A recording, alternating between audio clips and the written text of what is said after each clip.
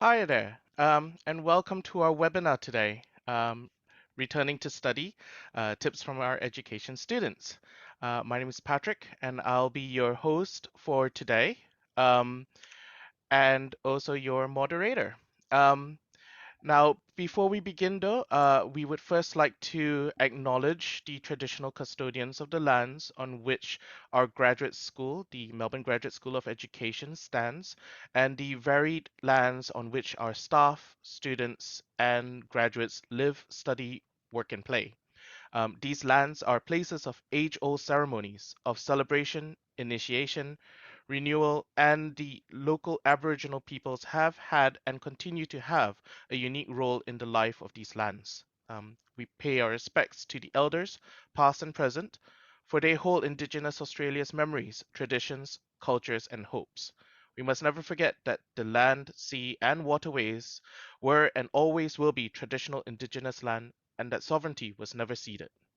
Um, and today, we'll be presenting to you a student panel consisting of our current students here at the Melbourne Graduate School of Education, to share their advice and tips to students who are looking to start their studies in 2022.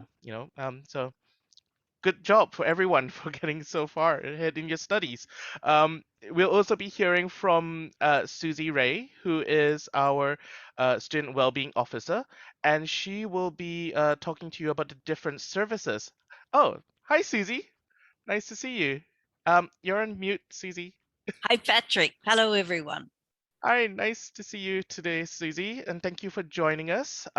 Everyone, this is Susie Reay, and she'll be here to present to you a little bit about our student services and the different kinds of support services and different opportunities to engage with the university once you started with us. Susie, would you like to I take it would. away? Hello, everyone. Returning to study, a lot of you may have been out of the university system for quite some time. We do have a fantastic academic skills unit. So if you're wanting to brush up on referencing, essay writing, anything of that nature, then academic skills are the place to go to. Huge number of resources online, and you can also make one-on-one appointments with the advisors themselves. So please bear that in mind. Also, if you're coming into first year, we have a peer mentoring system where we match up second years with first year students. That has proved to be really popular and very beneficial for both mentors and mentees. I think a lot of information is shared, and the mentor can be a really good resource if you've got some questions about study, university life, whatever. We also have a free health service, a free counselling service if you require those throughout the year. We have special consideration in place if you're requiring extensions, attendance to drop, anything like that. So that's special consideration, but I'm not going to bombard you with information now, but I just want you to know these exist. And if you've got any questions at any time, please get in touch with me. I'll be attending orientation sessions at the beginning of next year, and I'll have my details there for you. But I'm also here tonight if you want to ask me any questions. So good luck, everyone, and I hope you enjoy the session tonight. Thanks so much, Susie. Orientation is going to be quite an interesting semester for everyone. Oh, Susie, don't close your camera yet. We're about to start the panel. Um, so yeah, every everyone, I'd like to introduce you to the rest of the panel joining us today. Consisting of our current students. We have Tom Simpson, we've got Shun Takagi, and Simone Griggs. Um, Hi, everyone. Thanks for joining us today. Yeah, Hello. hi Patrick. Thanks for having us, and yeah, thanks everyone for having us. It's yeah, great to be here. Hi everyone. So thanks again so much for offering your time to speak with everyone today. Um, Now, before we begin the Q&A panel, I'd like to remind the audience members that you will have the opportunity to ask our panelists here, if any questions you might have. So basically, feel free to use the Q&A function in Zoom, where you can enter your questions, and we'll forward it to our panel members. Brilliant. So, ooh, okay. So before we begin, can I just ask our student panelists to just talk a little bit about yourself, so that we can give our audience members a little bit of context on who you are and how your views, what kind of views you can share with them today. So let's start with you, Tom. Yeah, sure. So my name's Tom. I'm a Masters of Teaching secondary stream student. I'm ready to graduate at the end of the year, so yeah, very, very excited about that. It's been an interesting time to be studying, so yeah, I'm really excited to step into the classroom, which I've actually just recently done. I've picked up a term 4 role at a school in Melbourne. Yeah, and it's been great to get off Zoom and into the classroom after a pretty challenging 2 years, but a really great 2 years of study. In terms of questions that maybe you might like or might be good to direct my way, my learning areas in the Masters of Teaching, English and Environmental Science. I've done a number of placements across metropolitan, regional and remote settings during my time in the Masters program. So if you're interested in taking advantage of some of those opportunities, then yeah, I can sort of field some of those questions as well. So yeah. Brilliant. Thanks. And Simone, you're up next. Fantastic. Hi, everyone. I'm Simone. So I've been a kindergarten teacher for the last 8 years, and I decided to start studying again. So I'm in my second year of Master of Learning Intervention. I chose this to study because I felt like I needed some more specialised skills in supporting neurodiverse children in my classroom, particularly children with behavioural needs, and just to be able to create more of an inclusive classroom. So I finished all my core subjects, and next year I will be doing my research project, and I'm studying part-time. Thanks. Cool. And last but definitely not least, hi Shun. Hello. Hi, everyone. My name is Shunsuke Takagi, and I'm an international student from Japan. And I'm currently living in Melbourne, but working remotely as an assessment designer and a tech coach for a company in Japan. So I finished my Master of Education course in July and specialized in assessment and pedagogy. So technically, I'm not the current student, and I graduated from the uni last July. So, and before I started my study here, I was a secondary English teacher in Japan for 13 years. And my interest in assessment brought me here in Melbourne. And also I brought my family along with my study. And I have 2 kids, both in local primary school here. And I'm excited to participate in today's session and share my experience with you all. Thank you. Brilliant. Thank you all so much again for joining us. And of course, for those of you who joined us late, Susie Reay is our Student Wellbeing Officer here at the Melbourne Graduate School of Education. And she can help answer any questions you might have about the different kind of support services or different things that you can access while you're here as a student with us. Cool. Now, the first question, we're already getting questions coming through to us. So first question that we have here is about I guess it's best for you, Tom, because it's about clinical placements. We've got a question here asking, how many schools do we need to do the clinical practice components in? Yeah, so throughout the Masters of Teaching program, at least in the secondary stream, is what I can sort of speak to. You'll be required to do 3 clinical teaching placements.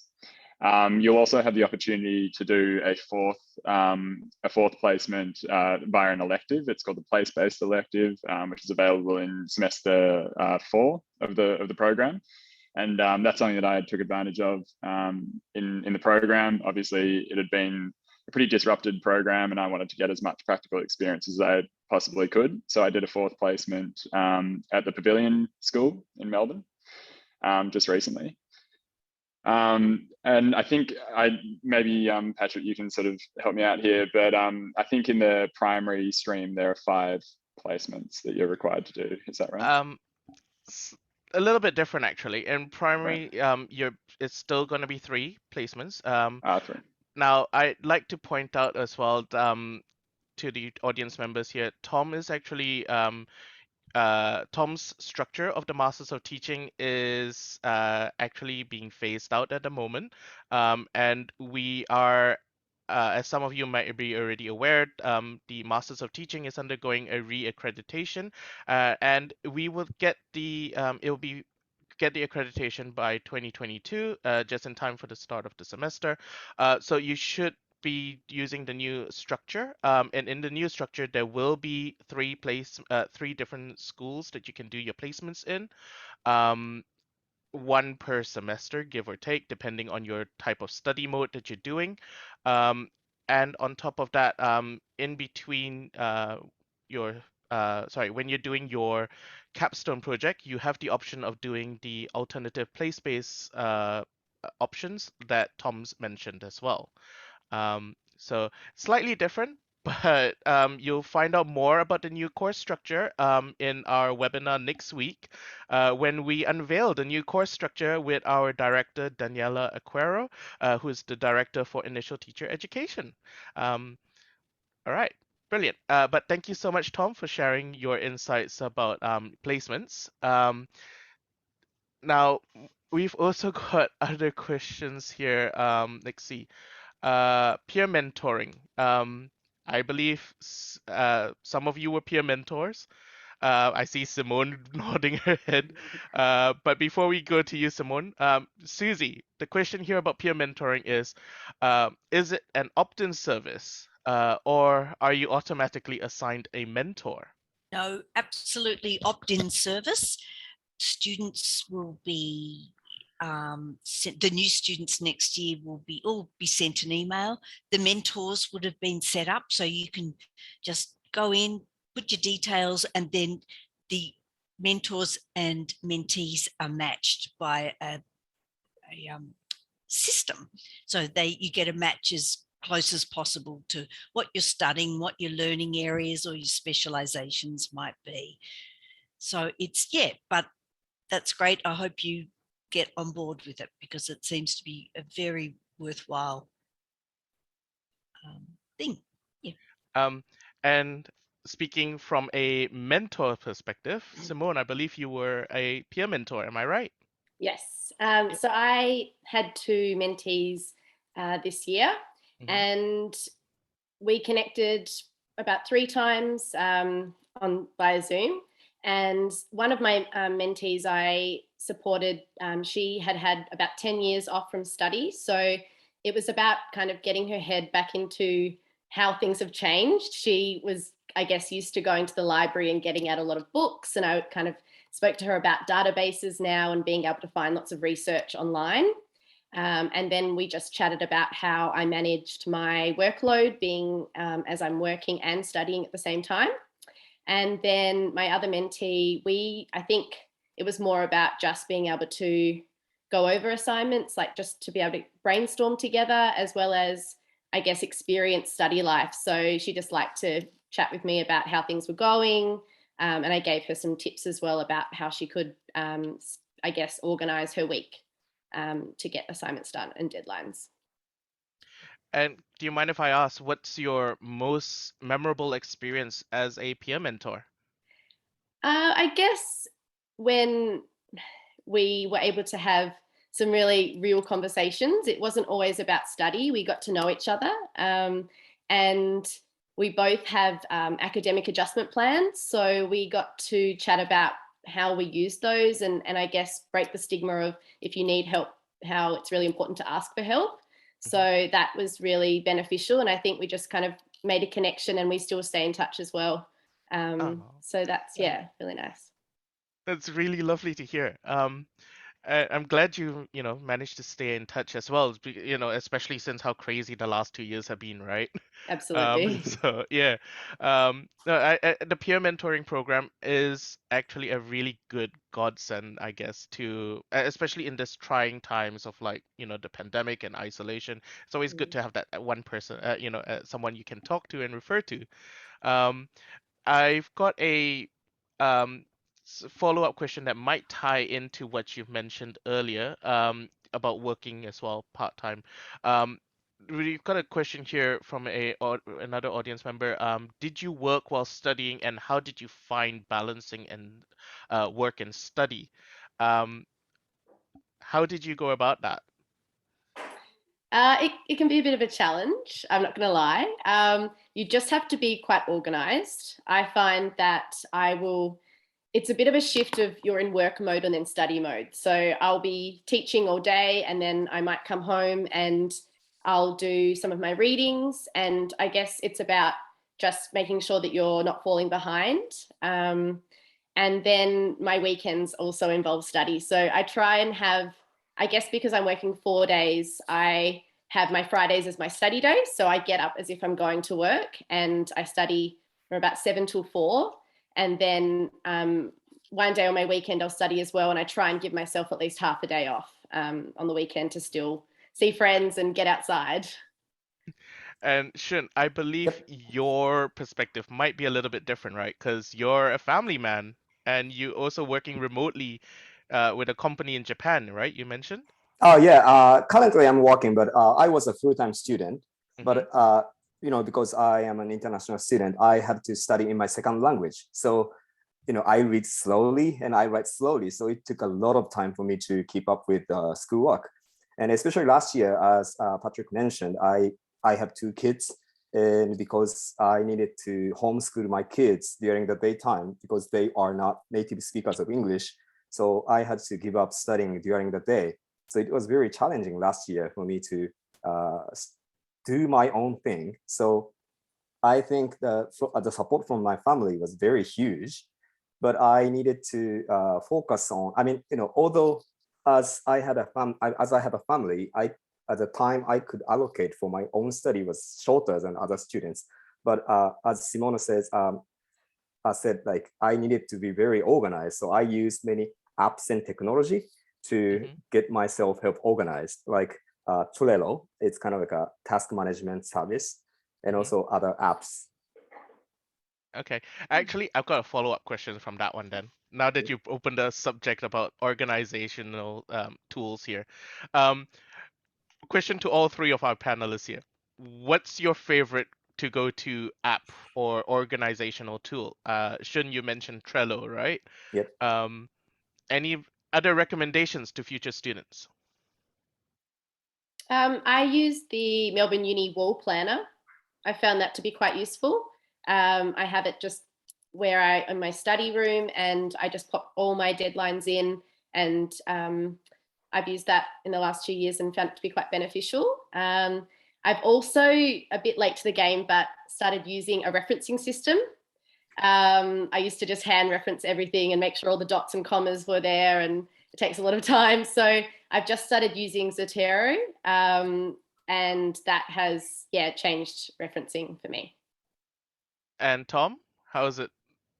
Yeah, it's been interesting for me. I've been sort of straddling OneNote and Evernote because of OneNote being used at work and then previously having used Evernote.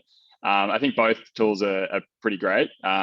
Perhaps because of its integration with the whole Microsoft suite, OneNote may be slightly better, but it is maybe it's quite a kind of comprehensive program, so it does sort of take a while to get your head around it. But once you do, similar to what Simone was saying, I think it does function quite similarly to Zotero. So it is a really useful tool for managing all those yeah, all those papers that you're going to be reading. Yeah, and helps with your referencing and things like that. I also just wanted to add, just on employment, for any teaching students out there, that there is a huge range of tutoring positions around. And that's something that's really worth considering while you're studying teaching, because with the unpredictability, or not unpredictability, but with the variability in workload in terms of being on placement sometimes and then not being on placement, having a flexible job is really, really great.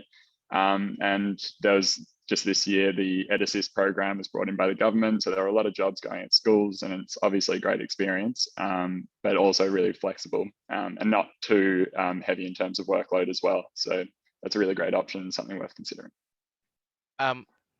Great advice and great tip for our students. However, I'd like to point out though, for those of you who are joining us as an international student, if you're here in Australia on a student visa, please be mindful that you do have work limitations. You have restricted hours on how many hours you can work in a fortnight. So make sure you don't go over that. I can see Shun nodding his head there furiously. Yeah, so make sure you keep to the visa restrictions that you have, and don't exceed your necessary work hours. But fun fact, you can actually work unlimited hours during your school holidays. So you knock yourself out to just try to get some sleep.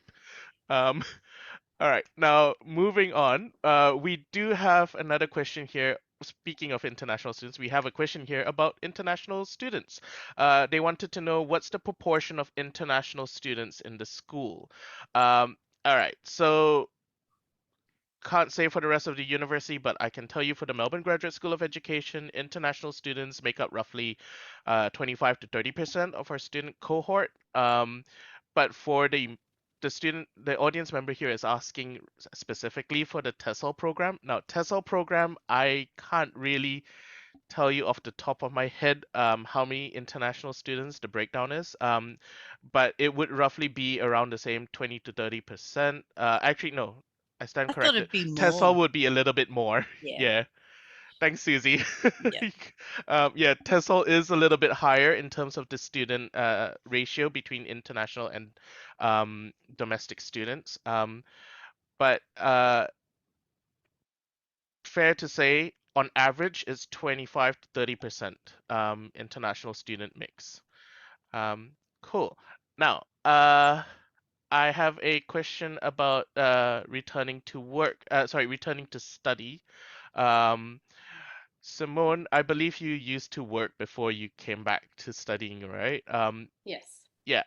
Now it says here, how was it going back to school full time after working for a while? That's what one of our audience members is asking. Um, how was it? That I think the first assignment was the trickiest, I guess, because I haven't had to be in that academic space for a while. So the first assignment, it took me quite a long time, and I actually had to have lots of breaks from it because I just get into a bit of a rut. So I just made sure I took time, had breaks, and another thing I found really helpful was finding a study buddy. So I had one face-to-face seminar before we went into lockdown, and I made friends with someone in my course, and we have kept in touch, and we just, I guess, chat together about what the assignments are and brainstorm, and that was really helpful in getting back into study. But it took some time, particularly with just the academic writing skills. And any other advice from our other panelists in regards any tips for someone who's starting a postgraduate course for the first time? Can I add something? Yeah, sure, by all means. I returned to study after working like for 13 years. So when I graduated from uni, that was, I mean, the structure of how we study was totally different. So first I needed some time to get used to it. And also I had never read any academic journals in English. So in the first year, especially in the first semester, I was very worried that whether I could survive or not. But I think academic skill support was very useful for me to understand what is expected in academic essay and how we can read academic journals. Actually, funny you should bring that up. I've got a question for Susie, in regards to academic skill support. Um, Susie, how does a student go about accessing this for the first time? Do they need to make an appointment, or is there like do they just walk in to a counter like stop one or something to ask for help, or do they need a referral from their lecturers, for example? No, not at all. They just go, your students go online, just academic skills. There's huge range of information available, whether it's, saying before, referencing, essay writing. And there's a link that you can click on to make an appointment with an academic skills advisor. So it's very straightforward, very easy. And follow-up question from one of our audience members here. If a student is struggling with the study load, is it possible for them to drop to a part-time study load from a full-time study load if it becomes too much? It depends on the course, Hmm? but please come and see me. Get in touch with me and we can discuss it. Okay. Or contact your course coordinator, but certainly. I understand that it is a little bit trickier for international students, right? Because they would have to maintain a full-time study load if they're here in Australia studying. But is there any workaround for or advice for international students who are struggling with the study load? Yeah, if there are compelling circumstances, then that can be looked at. That's where Stop One can give advice about how much they can reduce their study load, so that they can help there. But yes, it's certainly sometimes possible, but there does have to be a compelling reason. But normally students are enrolled in 50 points a semester. Mm-hmm. A full-time load is still considered 37.5. So that's a drop from 4 subjects to 3. Brilliant. Okay. Yeah. Thanks for the advice. Now there's also another question here about, is it possible to work and study full time? Work full time and study full time. Simone, I think you might be familiar with this question because we got asked this in a similar webinar earlier this year. Is it possible to work full time and study, or will they need to switch to 2-minute noodles?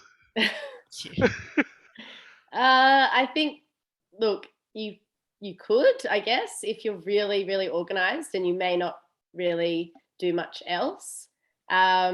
I found having that day off this year has been so helpful for me, just to be able to really spend that quality time on something and really get my assignments written. Look, I'm sure you can make it work, but for my work, study and life balance, it has been working 4 days and then having my study time as well. Okay. And yeah, Tom? I can probably add to that. The Masters of Teaching secondary program does get sort of the actual contact hours do get sort of dialed back by semester 4 because you're writing your research project by then. But that being said, I started a full-time job at the beginning of this school term. So in the past sort of 6 weeks, and I certainly can't wait for uni to be over. I wasn't working full-time throughout the whole program, but it's definitely been, I've been really stretched just to get the writing done that I needed to get done.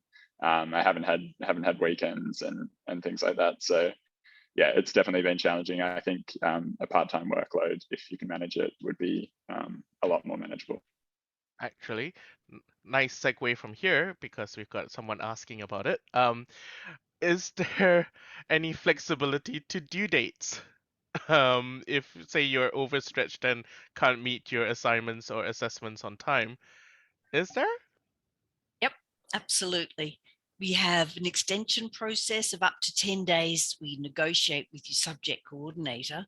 Anything longer than 10 days, you need to apply for special consideration, and you do need to provide supporting documentation. And can I just say, work is not a reason, outside work is not a reason for an extension, because you come into the course with the intention that you're going to give this course your everything. And so just bear that in mind.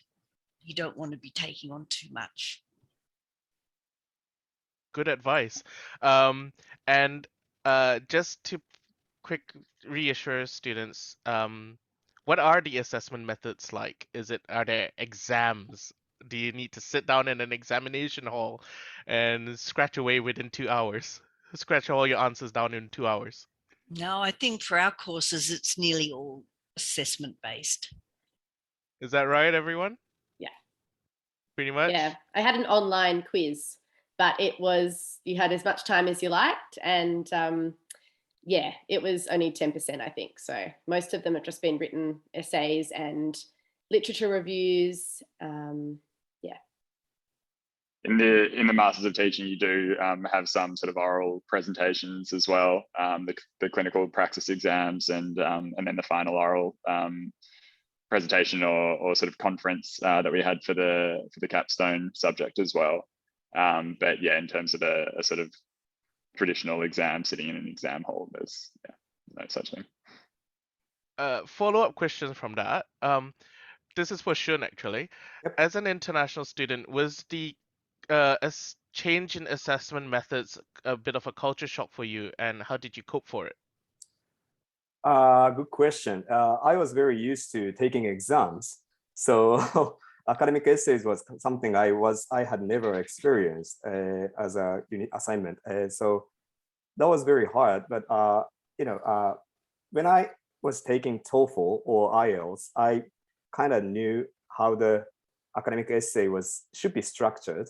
So I asked for some advice from, as I said, academic skills, and also talked with my study buddies and consulted about the topic to get some more deeper ideas. Am I answering the question? No, okay? That's Yeah. good. Yeah. Collaboration is key, right? Yeah. Basically, when you'll find that in our courses, correct me if I'm wrong here, there's a sense of camaraderie and mutual support amongst all the other students in your class. Am I right? Yep. Yeah, absolutely. Yeah, definitely. Education is one of those industries where we're not really fighting against each other. We are all here to help each other out because we are all great people who want to progress the welfare of others. All right, cool. Now, we've got another one here about class culture, actually, which is perfect timing. They wanted to know if a student is unable to attend certain lectures, they be able to access record videos or recorded lecture notes? Is there any way they can catch up if they miss one lecture? I believe when we were doing this online, some of our courses were recorded, pre-recorded, and they could access it from Student Portal. Am I correct? Yes. However, when we had some seminars, we would be in breakout groups. So I guess that's like if you were in face-to-face and you were having a bit of a group chat and they couldn't be recorded. So we did have attendance that we couldn't really miss them, some of them anyway, because they weren't able to record them. So I guess that's the online way. Now, sorry, just thinking about next year because our borders are opening next year. We're most likely going to return to on-campus next year. But for the international students who are unable to arrive on time, I would just like to point out that some of the in that situation, international students will have access to our dual delivery modes, which you'll be able to access your lectures online. But we do encourage you to join us as soon as you can, when able. Our borders are opening. It's just trying to get that flight and access to it. That's the tricky part here right now. Can I just jump in here? Yep. If you have compelling reasons as to why you need a certain timetable, what you can do is apply through special consideration for what is called an academic adjustment plan. If you have one of those, then that allows your attendance to drop to 70% from 80%. And it also, excuse me, oh dear. It also gives you, it also gives you access to priority timetabling. So just remember that. And if you just type in special consideration into the University of Melbourne website, it'll just look at the, there's unexpected special consideration and there's ongoing special consideration. Look at the ongoing special consideration. It will tell you the categories of eligibility to get one of these academic adjustment plans. But certainly having one of those does give you more flexibility. Thank you so much for that advice. I didn't know that academic consideration could extend to like your timetabling and all that. That's great. Thank you. Things you learn. I've been working here for so many years and I'm just finding that out. Okay. Now moving on from there, we've got a one here to our panelists. Where it says here, what were your motivations for deciding to enter into a career of teaching? Let's start with our Masters of Teaching student first. Tom, what was your motivation? Yeah, I've sort of come from a fairly varied, employment background, I suppose. I graduated from a Bachelor of Arts and worked in media for a little while. I then went and studied horticulture and managed to work in a landscape architecture firm as a garden designer, and then I actually went and did some more practical work out of the Royal Mail in Victoria's Western District. So a little bit of everything. I also really love cooking and have spent some time in kitchens. But I think the thing that's really stood out for me with teaching was the fact that it is so sort of human oriented, and there's only so much I don't know, sitting and staring at a computer that I can do, and maybe that's just me personally. But I think equally when I was standing out in the garden in the Royal Mail, growing vegetables and things like that as well, the thing that was missing for me was were those relationships that you get through teaching. And I have been fortunate enough to do a bit of teaching through outdoor education and guiding and things like that in my past as well. And I guess those memories just sort of kept cropping up for me of those experiences that I had. And then it was just really something that I thought I had to try out, because I really valued those relationships that I built in that employment, in those employment opportunities. And yeah, I really can say now that I am employed as a teacher, that it's the first job that really feels like I'm in the right place. I really feel like I've kind of hit the ground running. And yeah, I really do genuinely love every moment that I've had with students so far. And teachers are just such a great, welcoming, warm bunch of people. It's just such an exciting, dynamic environment. Literally every day is different. And yeah, you balance that sort of academic time, spending a lot of time on the computer planning, and there's obviously some admin. But then you're learning a lot as you go, and then you also get that sort of relational aspect as well. So to me, it's a perfect job. Brilliant. And Simone, I believe you are an early childhood teacher, right? Yes. Yeah. So I studied my Bachelor of Education.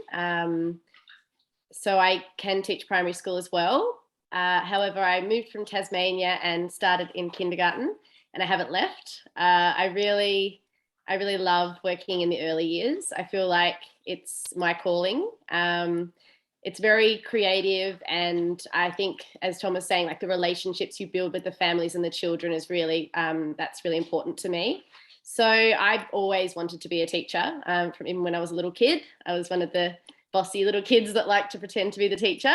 And so I guess going back to study my master's was because I just felt like I needed to be more skilled in supporting all the children in my class.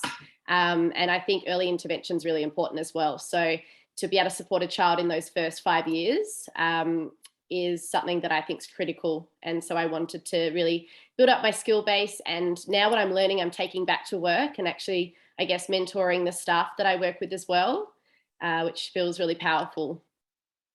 Yeah. Brilliant. Thank you.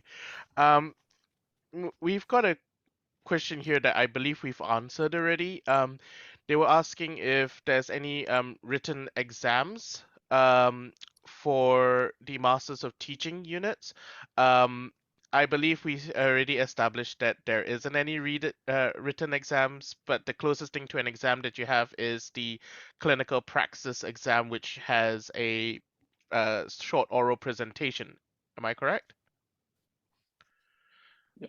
Yep. Yeah, Okay. that's correct. Yeah. All right, cool. So now then there's a follow-up question here from another audience member. And it is for actually I would say this is for Shun. Shun, based on the fact that there's oral presentations in some of our assessments, this student here is asking here, are there any tips for preparing for oral presentations, especially if English is not your first language? Good question. Yeah, I had a very challenging time for my oral presentation. And one thing I could say is that, when you are reading your script, you are just reading the script. So I just practice so many times so that I can, I could at least communicate what I wanted to say. So I think people acknowledge that we are studying in the second language. So you don't have to be, perfect. As you see, my English is not perfect. So I just tried my best. No, not you. I mean, I think my own English is not perfect, but still I can communicate, and I'm proud of I'm proud that I'm studying in the second language. So I just tried my best to practice. And Susie, is there any practice services or any kind of like academic skills? So can academic skills help with presentation skills? They will help. They Yes, will? definitely. Absolutely. Yep. I believe there's also a service called Della. Am I correct? Yep. Susie? There is. I don't know much about that though, I'm afraid. Sean, Yeah, have you I come took across it. that? Yep. Yep, I took it, and Dela is an English proficiency test. I thought the style is like IELTS, so you can test your 4 skills like reading, listening, and writing. Sorry, 3 skills: writing, not speaking. But you can take a test to measure your English ability, and they give you feedback so that you can improve your English. And it doesn't impact your scores whatsoever, right? No. Yeah. Except possibly improve it, because it's telling you where to improve, right? Yep. Yeah. Okay. Brilliant. Thank you so much. Now moving on, we do have another question here. This audience member is asking, do we have many students who are starting to study with no prior teaching experience? I would say, yeah. This course, most of our course students do not have any prior teaching experience. Tom, did you have any prior teaching experience before? Yeah, so like I said, I'd worked in outdoor education. I'd done quite a bit of sports coaching and things like that. But in terms of formal teaching experience, no, I didn't have formal teaching experience. Yeah, it's stepping into the classroom for the first time is definitely very different to working on outdoor education camps. And I remember one funny anecdote I have is that after being an outdoor ed instructor, I just sort of assumed that all the students would, I'd easily be able to develop a rapport with all the students just as I could on outdoor ed camps. And it's definitely a very, very different experience going in as a teacher. There's a lot of, students think they have an idea of, what all teachers are like. So yeah, it's definitely a very different experience, but yeah, it just makes the job all that much more interesting, I think, once you sort of start figuring out how to navigate those relationships. I think particularly Master of Teaching students, nearly all of the incoming cohort haven't had teaching experience, but for the postgraduate courses like the Master of Education and Simone, the Master of Learning Intervention, having had some teaching experience is really valuable. Actually, I'd probably just also add that if that question was sort of more about I guess your first teaching placement, there's definitely like quite a lot of anxiety. You know, the air is sort of thick with it just before your first teaching placement in the Masters of Teaching. Everyone's very nervous, but literally 2 days into your first placement, that all pretty much disappears, and you start feeling like a teacher and like you know what you're doing pretty quickly. So. Actually, funny you should bring that up because we did have a question here about what your experience is like during your placement. You're practically a mind reader here. Right. Yeah, I had fantastic experiences during my placement. I was really fortunate, as I think most people were with their schools that they were placed in. I was fortunate enough to do my first placement in Melbourne at St Albans Secondary College. I did my second placement actually in New South Wales. I flew up there to stay with mum and dad. They live in rural New South Wales. So I did my second placement in Wagga Wagga, just sort of near Albury in New South Wales. And then I applied to do my final placement in Yirrkala in the remote Northern Territory, Northeast Arnhem Land. So I was really fortunate to make the most of all those experiences. But every single one of my placements, I learned so much. I had excellent mentors, and I just had a great time. Lovely to hear that. But I would like to point out that placements is not the only assessment methods for our courses. There are different kinds of assignments as well and assessments, which leads me to my next question. One of the audience members is asking here, are there many group assignments in the course? Are there? In my course, there are 2 subjects that required me to have group presentation, even during the pandemic. So it was a little bit different from when I was in classroom. But yeah, we managed it. And that's for the Masters of Education, correct? Yes. Simone, I see you shook your head. No, No, we didn't have any. I mean, when we had seminars, we would do breakout room activities. So we would be put into groups and we would have to complete a task and bring it back to the whole group and share what our findings were, but we never had any assessments. They were all individual. And Tom, how was it like for the Masters of Teaching? Were there any group assignments? Yeah, there were a handful, but I think probably only 2 or 3 off the top of my head. And one was sort of designed to simulate, a group of teachers developing a unit plan together as you would, with a faculty within a school, say in like a science department or an English department. So that was actually a really helpful assignment. Speaking of assessments, there's another one here. Do we need to brush up on our content? For example, maths is if we have graduated from our bachelor's a while back. Do you need to remember anything from your past school years? I think that's probably true of anyone's experience of teaching placements, is that you're madly relearning content. But I think, that's something that is definitely universal. Everyone stresses out about not remembering all the content from their classes or their undergrad degrees. But I think what really stood out to me was that lessons actually move a lot slower than maybe you remember them moving when you're at school, and the amount of content that you need to cover in each individual lesson is actually not all that overwhelming. So there's a lot of anxiety and sort of a feeling that you need to know absolutely everything. I think, that's sort of pretty quickly dispelled once you start your placement. You realize, okay, it's just sort of one step at a time. And there's so much going on in a classroom. It's not just about teaching content as well. Yeah. I see our professional teachers all shaking their heads, nodding in agreement here. So yeah, that's good to know. Now I'm quite mindful of the time that we have 8 minutes left and we'll be wrapping up soon. we do have a lot of questions still to work through, so I apologize to anyone who have yet to get their questions answered on air. But we'll try and keep working through it. Now, we do have another question here about staying motivated.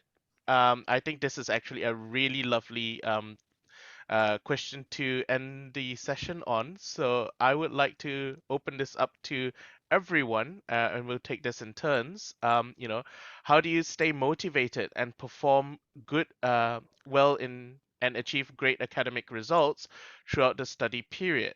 What is the most effective method of staying motivated? Uh, so let's start with the professional point of view first with Susie. Susie, any advice on to students about staying motivated? Okay, I think it's going to be fabulous when we get everyone back on campus, because I think it's just so much better for students to have that contact and discuss their issues. But if it gets really tricky, we have the counselling service, which is free, and they deal with issues such as motivation. And once again, academic skills have some information on their site as well. So there's plenty of support. It's just important to put your hand up, reach out, ask someone, get in touch with me. But please, every orientation, I'm saying, just don't let things slide, please.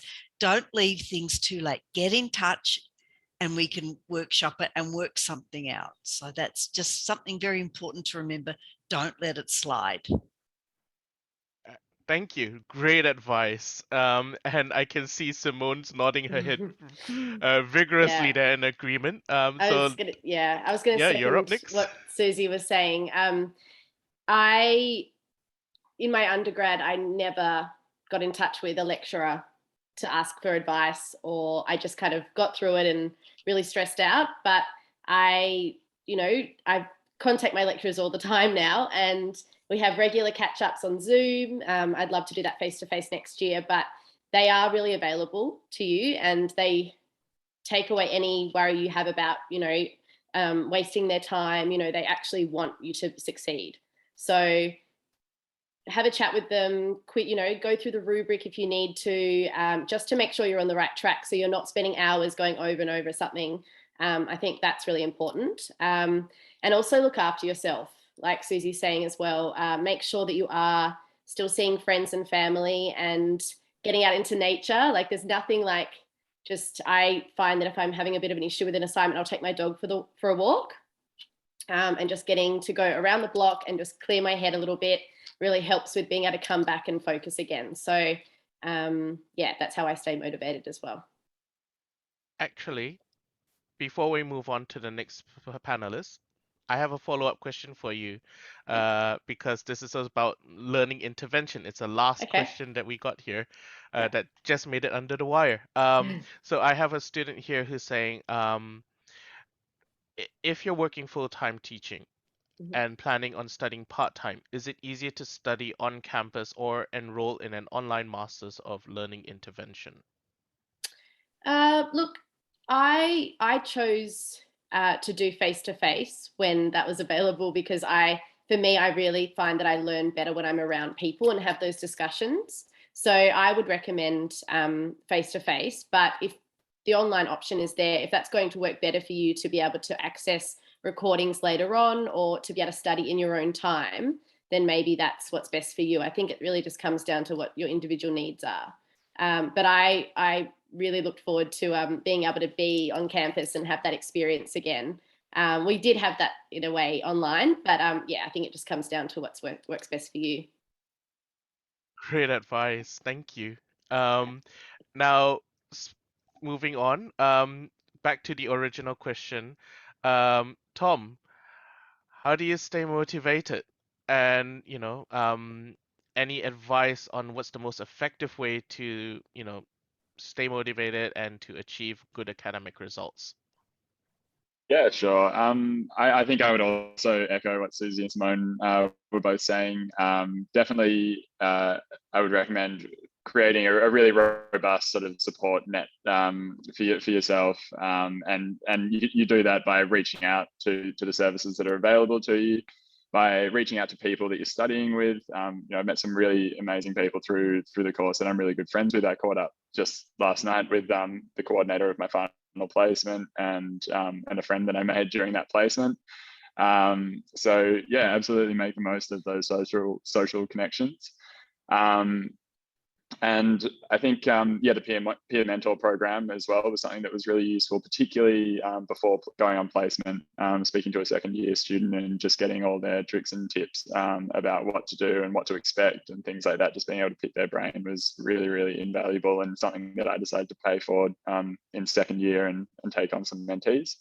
And yeah, as Simone said, just getting outdoors as well and taking a step away from the computer is absolutely something that you've just got to do.